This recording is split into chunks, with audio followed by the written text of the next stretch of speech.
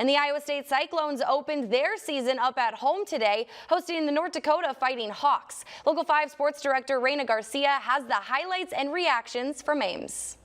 Well, it wasn't quite the blowout that many people expected here at Jack Trice Stadium, but the Iowa State Cyclones took care of business today against North Dakota in the season opener. The Cyclones celebrating the 50th season at Jack Trice Stadium, and boy, did this game get off to an electric start. First play for Rocco Becht in the offense. He chucks it downfield into double coverage, but Jalen Knoll somehow manages to come down with it, and that's good for a 54-yard gain. Next play, Becht going to another dynamic receiver. It's Jaden Higgins who hauls in the TD pass, and the Cyclones get on the board 7-0. Right before the half, ISU leading 7-3. Who else but Jalen Knoll? He had 8 catches for 135 yards and a touchdown today. The Cyclones go into halftime with a 14-3 lead. Same score in the fourth. Iowa State in the red zone. Rocco Becht takes it himself. Once the pile clears, the refs confirm the touchdown, and Iowa State extends their lead to 18. North Dakota's run game gave Iowa State some trouble today. The Fighting Hawks putting up 174 yards on the ground, but the Cyclone defense stood firm when it needed to, holding them to just 3 points. Iowa State starts the season off in the win column, defeating North Dakota 21-3. You look at the stat sheet and you're like, man, you're pretty solid of what just occurred. You know, I thought we played really good football. There's some things in the first game you want to clean up. You know, we want to be a little bit better on third down on the defensive side of the football. We had a couple penalties in the red zone that maybe prohibited a chance to score. But, man, I thought all in all, you know, with the amount of things that kind of were against us a little bit today with some of the injuries, I thought some kids stepped up and played really good football. We gave them a little too much and just put ourselves in hard situations on third down. And I think we got to play tighter coverage on third down as well. I think, you know, all those things are, you know, things that we can work on and improve on, so I'm excited to get back to work on those things. As you heard, there are still some things to clean up for the Cyclones, but Matt Campbell said in his press conference that he typically sees the most improvement in his team between week 1 and week 2, and week 2, of course, being a Cy-Hawk week as Iowa State prepares to go on the road to face Iowa, and they're definitely going to need their A game. Iowa looking pretty good in their season opener, so we will see what that matchup brings. But for now, reporting from Jack Trice Stadium, Reyna Garcia, Local 5 Sports. The 71st edition of annual Cy-Hawk game between Iowa and Iowa State is in the books, and it was definitely one to remember. Local 5 Sports Director Reyna Garcia joins us in studio to break it all down. Reyna? Larissa, it's one of the most anticipated games of the year in the state of Iowa, and it definitely lived up to the hype today. The last time these two teams faced off in Iowa City in 2022, the Cyclones came away with the win. But would history repeat itself in 2024? Iowa State looking for back-to-back wins at Kinnick Stadium for the first time since the 2012 and 2014 seasons. Now, Iowa got their run game going early, and by that I mean Caleb Johnson got going early. He breaks off a 27-yard touchdown run to put the Hawks in front 7-0 in the first. And Iowa State had a chance to get on the board before the half, but Kyle Conradi misses his first ever collegiate field goal attempt. And the Cyclones go into the half down 13-0. But the ISU offense turned it on there. A touchdown to Jaden Higgins from Rocco Becht puts them on the board. But then Iowa answers another Caleb Johnson touchdown will extend their lead to 12. But credit to Rocco Becht and the offense showing a lot of resolve today. He finds Jalen Knoll over the middle for a 75-yard touchdown to pull ISU within 5 heading into the fourth. But it all came down to this. Iowa State down 2. Conradi for the win. He gets it, a 54-yarder to win the game. And the Cy-Hawk Trophy is heading back to Ames as Iowa State takes down number 21 Iowa 20-19.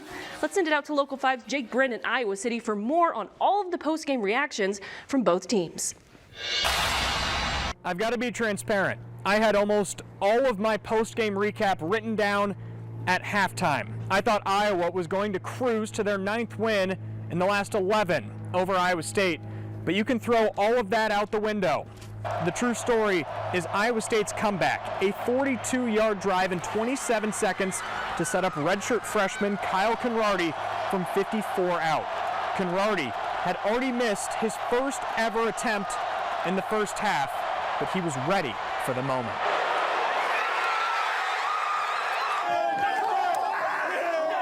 It's just really the same thing in my mind. I just got to go out there and perform, really. So, what is I guess your routine, your mental routine there? not think. That's it. I mean, just go out there and not think and just do what you do. I hate to tell you guys, I don't know I can't coach kicking, right? Like, I don't know, if somebody can, I'd love to see them, but like, I can't. But I can at least understand mentality, and I can understand the ability. It's you have to have an elite craft, and that's what Kyle's shown. Iowa had their chances. First and goal at the 1 and first and goal at the 3, but came away with just 2 field goals. In the second half, Iowa State's D-line stepped up, and a rocky Cade McNamara stunted the Iowa offense, letting ISU back into the game. We got to use the 24-hour rule right now. We have to be able to, move on from this come tomorrow, but until then, this one's going to sting. It's important for our guys to understand. I think we have a good football team here. We have good leadership, good coaching staff, and, win, lose, or draw, you got to move forward in response. So this one's going to hurt for a while, but we'll move forward and learn from it tomorrow. With that win, Iowa State now owns 4 wins in their last 6 tries at this very stadium. We'll continue to break down the thriller from Iowa City tomorrow night on Local 5.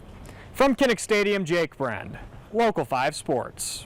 Iowa State wrapped up the non-conference portion of their schedule today, hosting Arkansas State. The 20th ranked Cyclones trying to move to 3-0 before the Big 12 opener next week. Now, second drive of the game for Iowa State. Carson Hansen punches it in from the 1-yard line to get the Cyclones on the board. But now we'll move to under a minute to go in the first quarter. Rocco Becht is going to take it himself and gets across the goal line for the touchdown. And ISU extends the lead to 14. So let's move to the second quarter. Cyclones up 17-0, and Becht connects with the Des Moines native Tyler Moore for the 10-yard touchdown, and that's Moore's first one of the season. Iowa State now up 24-0. Less than 2 minutes left in the second. Jalen Rayner gets picked off by Malik Verdon. He takes this one 38 yards the other way to set the Cyclones up in the red zone, and they led 31-0 at the half. And because they had such a big lead, we got to see some of the younger guys get some reps. Check this out. The last touchdown of the game came from former ADM standout Aiden Flora. The freshman gets his first touchdown as a Cyclone. Iowa State dominated from start to finish, putting up a 50-piece on Arkansas State, 52-7. Local 5's Jake Brennan has the post-game breakdown from Ames. No drama in Ames. Jack Trice Stadium was nearly empty in the fourth quarter because this game was over at halftime. ISU took advantage of a vulnerable Arkansas State defense running for 237 yards. The defense dominant, forcing 4 turnovers and nearly pitching a shutout. But this win was about Matt Campbell. He wins his 56th game at Iowa State and ties Dan McCarney as the program's all-time wins leader. What makes our sport really really important still in this world today is its team, right? This is not about any individual, and to be able to be at one place with so many great people for as long as I have, I'm just grateful for that. And we've had great coaches, we've had great players, obviously we've got great administration. Amazing guy first, and then coach second. He just always puts his kids first, and that's what we see here as culture. It's the biggest thing for us is culture, and we win as a team, we don't win as individuals. Campbell will try to move into a category of his own next week and set the all-time wins record as the Cyclones open up Big 12 play on the road against Houston. From Jack Trice Stadium, Jake Brand, Local 5 Sports. Iowa State opens Big 12 play in Houston with a chance to start the season 4-0 for the first time since 2000. Matt Campbell, he can become the program's all-time wins leader with a victory. First half, Rocco Becht rolls out and throws behind Walsh on third down. So ISU settles for a field goal. That was kind of the story of the first half. They led by just 3 at halftime. Third quarter, still 3-0. Then Jalen Jackson comes up huge. 50-yard run into the red zone. 96 yards rushing for the transfer. Can ISU break through? That's the question. Yes. Jaden Higgins from Rocco Becht. The Cyclones take a 10-0 lead, and the defense stepped up with plays like this. Malik Verdon, the strip. ISU recovers. They get a field goal from Kyle Conradi, so it's a 13-0 lead. But here Houston can cut it to a one-score game. Donovan Smith looking for the end zone, intercepted. Jontez Williams. Then Abu Sama says good night. 77 yards for the Des Moines kid. ISU blanks Houston, and Matt Campbell is now the winningest coach in Iowa State history.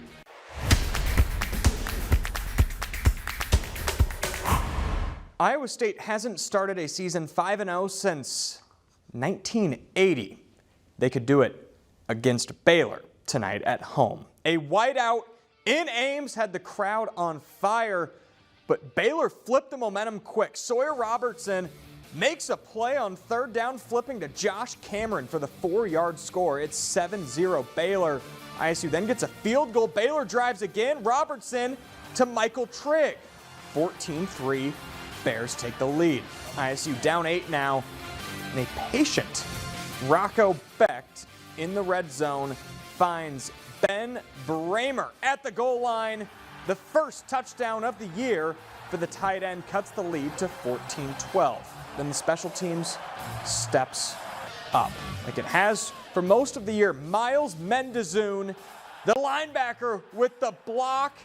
Caden Matson picks it up. First punt block for a TD in 20 years for the Cyclones. ISU takes a lead into the locker room and outscores Baylor by 17 in the second half. They win 43-21. We knew it'd be a 4-quarter game, and that's why I appreciate our team not panicking, when it was a little bit, maybe not the start we probably would wanted to have in the football game, but I think our kids understood we need to play 60 minutes, and we just kept hanging around early in the game, and, just kind of lack execution early that we're going to have to get fixed. But I thought we really did a great job physically and made some great adjustments in the second half.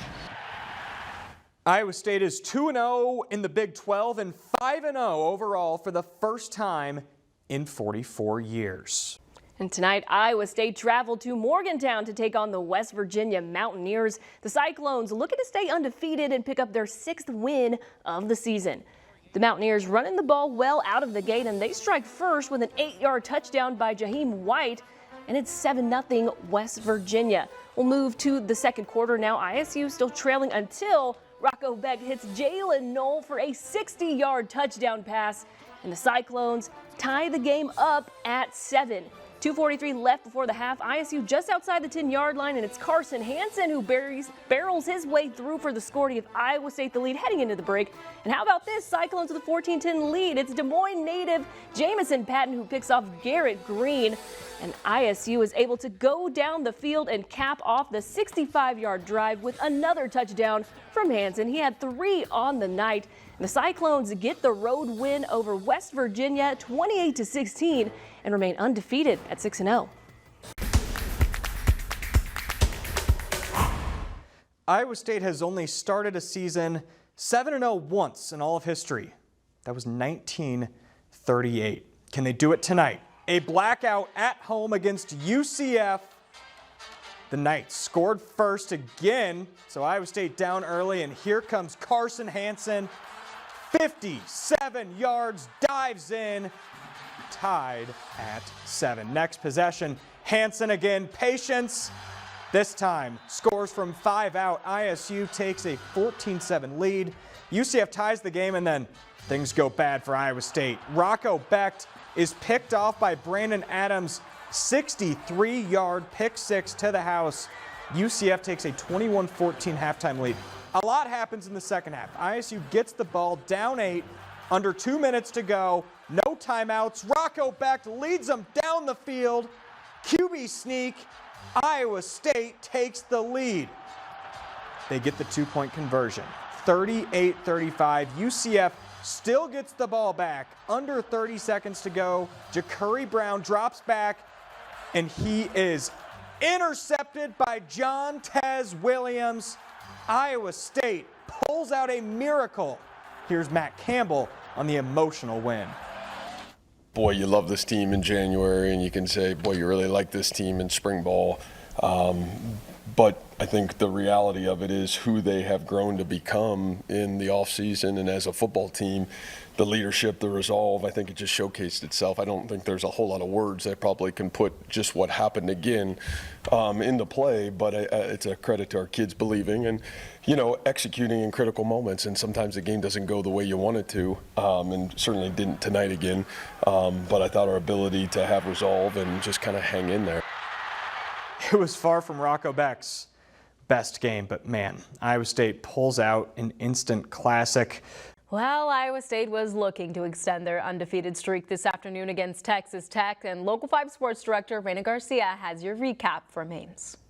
It was another thriller here at Jack Trice Stadium, but this time it didn't go the Cyclones' way. Now, earlier in the week, Matt Campbell said in his press conference that their goal was to be playing meaningful football in November, but instead they started the month off with an uncharacteristically sloppy loss to Texas Tech. It was homecoming for Iowa State. Former Cyclone and New York Jets wide receiver Allen Lazard back in town for the festivities. Something that's become a pattern for ISU over the last several games is getting off to a slow start. That was the case again tonight. Baron Morton connected with Josh Kelly for a 35-yard touchdown strike to get the Red Raiders on the board first. Rocco Becht and the offense struggled to find their rhythm in the first half.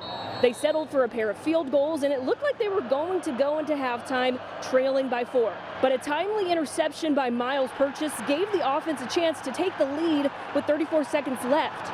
And that's exactly what they did. Beck threw a 20-yard touchdown pass to Jaden Higgins, and the Cyclones went into the half up 13-10. The offense struggled to maintain that rhythm in the second half.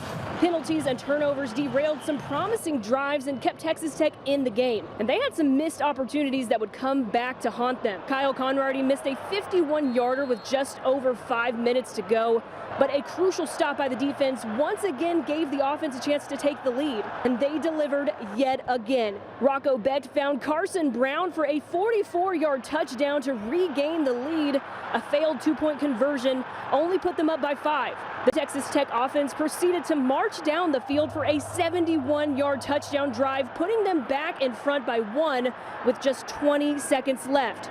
The Cyclones couldn't complete the comeback, suffering their first loss of the season, 23-22. Obviously it's disappointing. You don't want to play that way, especially to start November, and we did. And so we're going to have to, we own it, we live with it, we grow from it, and hopefully we've got enough enough courage about ourselves to correct it and move ourselves forward. But I thought our kids played really hard, but you're right, it's the detail that cost us the football game, unfortunately.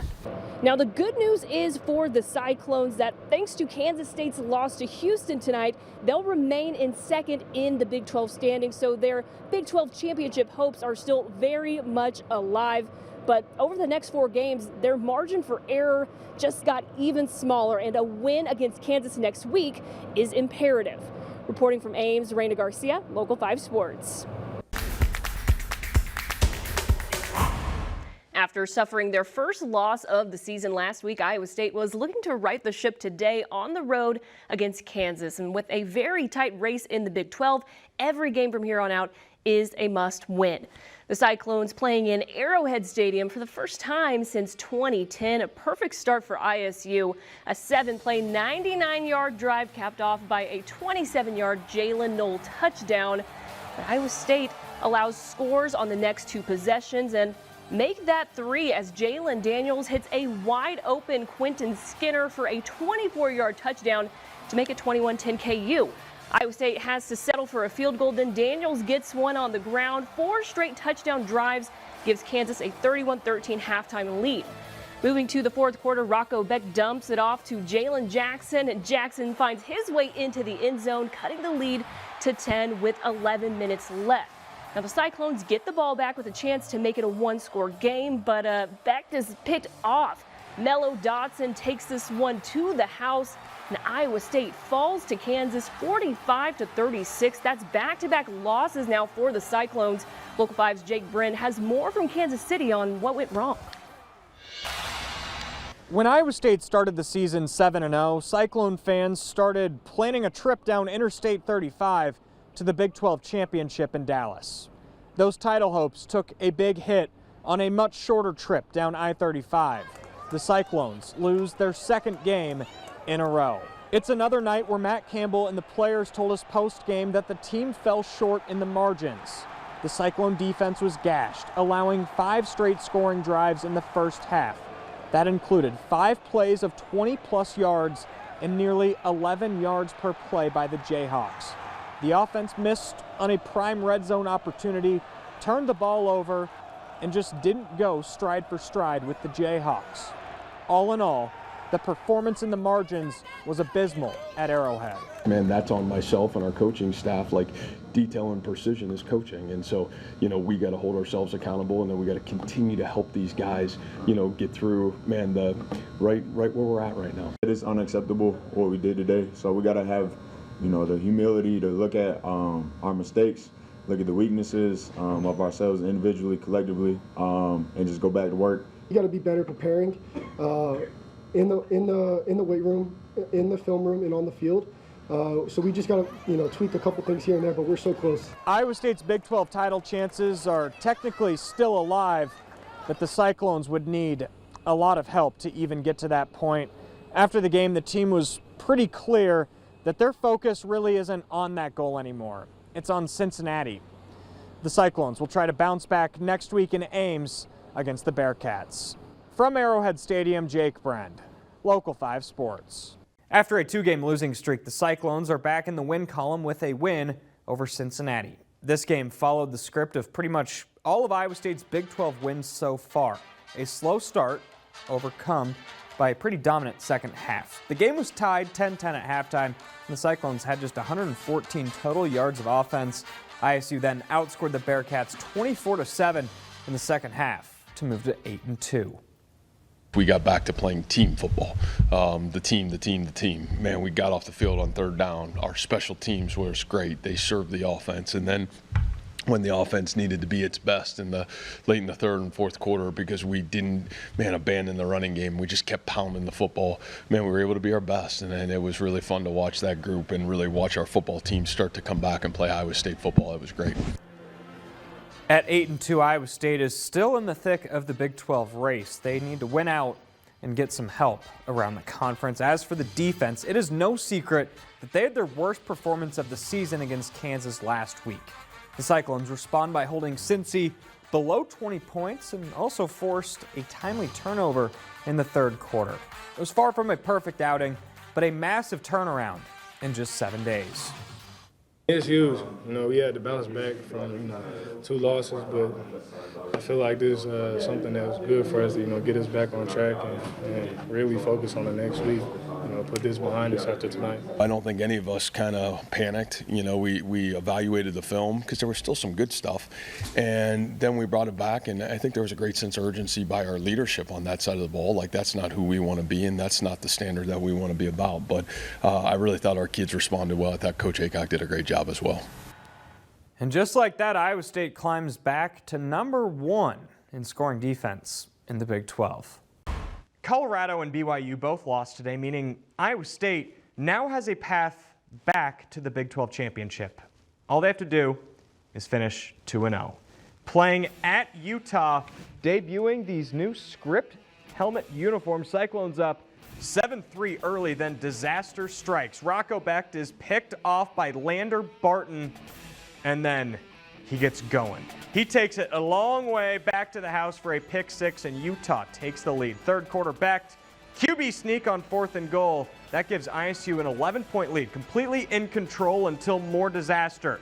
A blocked punt recovered by the Utes in the end zone. Just like that, Utah's back in it, and then they get in the end zone and take a 28-24 lead. Season in the balance.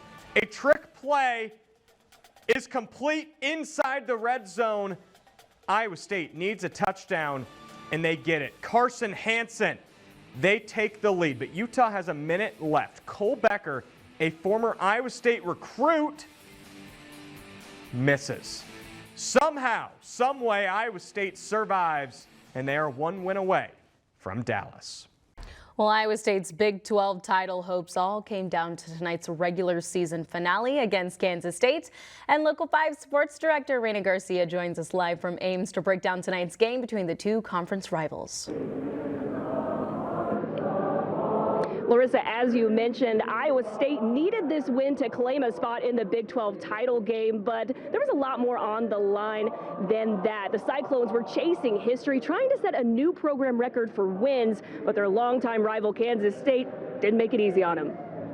It was senior night for the Cyclones, and what better way to send them off than with one of the most important wins in program history. This year's edition of Farmageddon being played in historically cold temperatures at Jack Trice Stadium. The Iowa State defense set the tone on K-State's first play from scrimmage.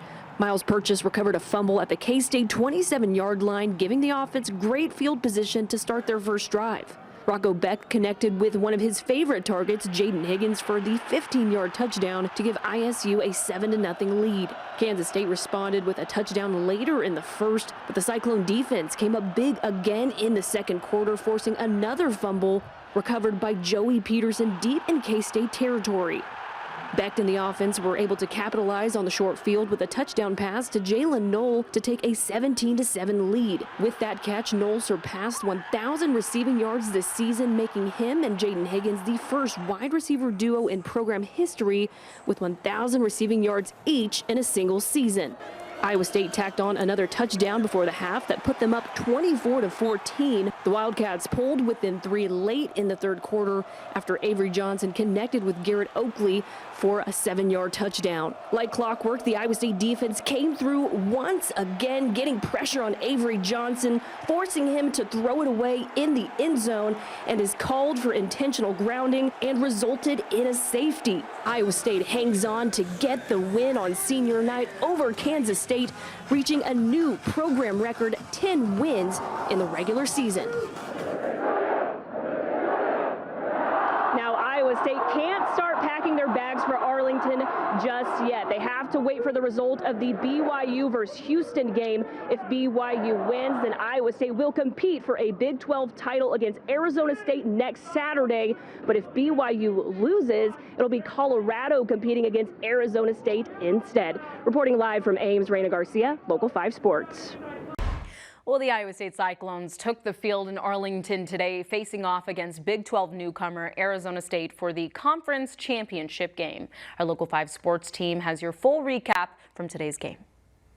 It's been 112 years since Iowa State won a conference championship in football. Is 2024 the year that changes? Iowa State playing in the Big 12 championship for the second time ever. Their first appearance was in 2020. Rocco Becht to Carson Hansen, 3-yard score on an 11-play, 75-yard drive. ISU goes up 7-3. Here come the Sun Devils, 3rd and goal. Sam Levitt does it himself. The redshirt freshman puts ASU up 10-7. Arizona State back in the red zone. Cameron Scadaboo walks in untouched. Scadaboo hits the Heisman pose. ASU goes up 17-10. End of the first half. ASU in the same spot. Scadaboo again. 208 all-purpose yards for their star. ASU led 24-10 at the break. ISU opens the third with the ball, but the drive stalls on an Abu Sama fumble. Then ASU takes total control of the game. Levitt to Xavier Gullery. 8-yard TD makes it 31-10 Sun Devils. The next drive, Becht is tipped and picked off. Back-to-back turnovers lead to back-to-back scores, 38-10. Third possession of the third, another Sama fumble. Then it gets out of hand. Scadaboo to the house. A 35-point deficit, and Iowa State's championship chase ends in a blowout at Jerry World. Local 5's Reina Garcia has more on Iowa State's loss. Well, it was a long walk back to the locker room for the Cyclones. A lot of players were visibly upset because they know this was not their best showing. And a loss is already disappointing enough, but it's even more disappointing when you have one of your worst performances of the season in such an important game. The offense was plagued by self-inflicted mistakes, from penalties to turning the ball over 3 times in a row in the third quarter. I think the thing that we've prided ourselves on is our ability to take care of the football and, our ability to create takeaways. And we felt like that, especially that margin for both teams. I think they were plus 11, we were plus 9 coming into the game. And, felt like that was going to be the key to this football game, the ability to take care of the football. And, our inability to do that in the third quarter, it was just paralyzing. We're always confident. Obviously, like you said, we were moving the ball how we wanted to, but it came down to the small details. Small details weren't there when we needed them, and that's what prevented us from going forward and scoring more points. The defense didn't have a good day either. The Sun Devils scored on every single drive except for one through the first 3 quarters. I feel like just a lot of ways we just weren't clicking on all cylinders. With defense, it's a team effort, so when one thing goes wrong, it can make a snowball effect like we said earlier as well. So, just not clicking on all cylinders, and that's obviously what the result was today. We're practicing tackling all week, and, we had to get population to the ball, and, we failed a lot of times today, and, the offense needed us, and we didn't accomplish what we needed to. Despite playing way below their standard today, Matt Campbell made it clear he's still very proud of his team and what they've been able to accomplish this season. What this group has already done is historic here at Iowa State. Nobody can ever take that away from them. And the reality of it is we still get one more chance to send this senior class out the way we need to. For the first time ever, Iowa State football won 10 games in a season. Their historic season came to an end today in Orlando. Local 5's Jake Bren joins us now in studio to break down that Pop-Tarts Bowl. Cyclones and Hurricanes, quite the weather matchup right there, and 10 wins was quite the accomplishment for Iowa State, and something that most thought could never be done in Ames. Well, they got 10, and 11 was still on the table down in Orlando. The Cyclones taking on Miami for the very first time. The winner gets to eat a huge Pop-Tart. High stakes down in Florida. First play from scrimmage, Miami fumbles. It's recovered by Iowa State, setting up great field position for ISU. Third down from the 9, Rocco Beck to Gabe Burkle. That's a dart, 7-0 Cyclones. But it doesn't take Miami long to respond. First play of the next drive, Damian Martinez gets the edge, breaks one tackle, and has a lot of green in front of him. A 75-yard touchdown ties the game at 7-all. Run defense was a problem for the Cyclones all day. More fireworks from Iowa State. Carson Hansen breaks through the line. He's gone. 39-yard TD. Hansen scored 3 of them. 14-7 ISU, but the points didn't stop coming. 8 straight touchdowns between both squads. Miami led by 3 at half, by 10 in the third, but it's another game-winning drive led by Rocco Beck on a QB sneak. That ties the game at 41-41, setting up a crucial extra point. Gotta have it. Kyle Conradi sends it right through. The Cyclone defense gets a stop, and Iowa State wins the Pop-Tarts Bowl in comeback fashion. Local 5 sports director Reyna Garcia is on the ground in Orlando and joins us for more on the Cyclones' big win. Well, Cyclone fans have seen this movie before. Late game heroics by Rocco Beck and the offense to get the win, this time over Miami in the Pop-Tarts Bowl, marking their first bowl game win since 2021. When Iowa State faced a 10-point deficit in the second half, they did not flinch because they've been there before. Rocco Beck led the offense on a 15-play, 84-yard drive to win the game. That was his 4th game-winning drive of the season. We've been in those situations before. We practice it all the time, and I think our team just has the the poise and the calmness to just execute in the biggest moments, and that's what we did.